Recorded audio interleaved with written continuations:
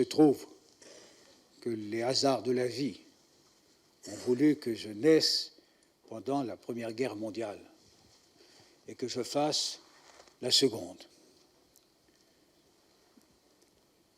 J'ai donc vécu mon enfance dans l'ambiance de familles déchirées qui toutes pleuraient des morts et qui entretenaient une rancune et parfois une haine contre l'ennemi de la veille, l'ennemi traditionnel.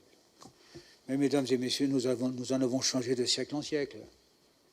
Les traditions ont changé toujours. J'ai déjà eu l'occasion de vous dire que la France avait combattu tous les pays d'Europe, je crois à l'exception du Danemark. On se demande pourquoi.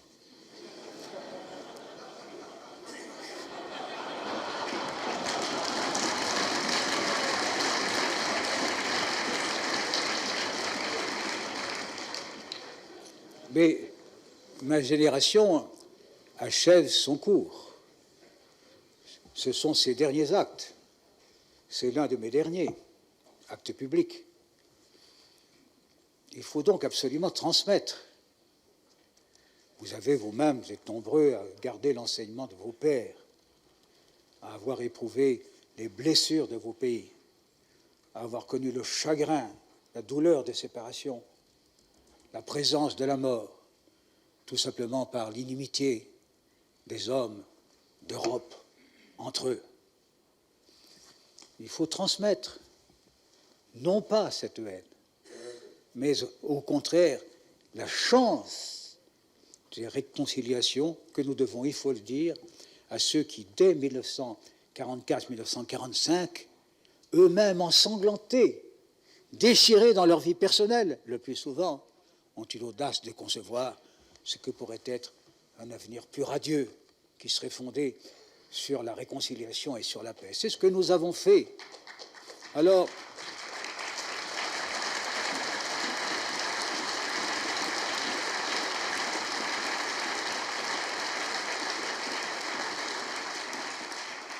ce n'est pas acquis ma propre conviction comme ça par hasard.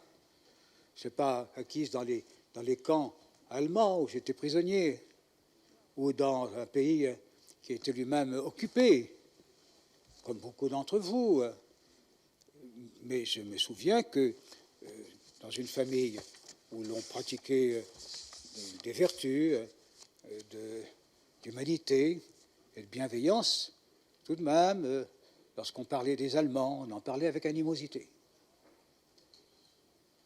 Et je me suis rendu compte, lorsque j'étais prisonnier de guerre, évadé, c'est-à-dire en état de m'évader, en cours d'évasion, j'ai rencontré des Allemands. Et puis j'ai vécu quelque temps en Bade-Württemberg, dans une prison. Et les gens qui étaient là, les Allemands avec lesquels je parlais, je me suis aperçu qu'ils aimaient mieux la France que nous n'aimions l'Allemagne. Je dis cela sans vouloir accabler mon pays, qui n'est pas le plus nationaliste, loin de là, mais pour faire comprendre que chacun a vu le monde de l'endroit où il se trouvait. Et ce point de vue était généralement déformant. Il faut vaincre ces préjugés. Ce que je vous demande là est presque impossible, car il faut vaincre notre histoire. Et pourtant, si on ne la vainc pas, il faut savoir qu'une règle s'imposera, mesdames et messieurs. Le nationalisme, c'est la guerre.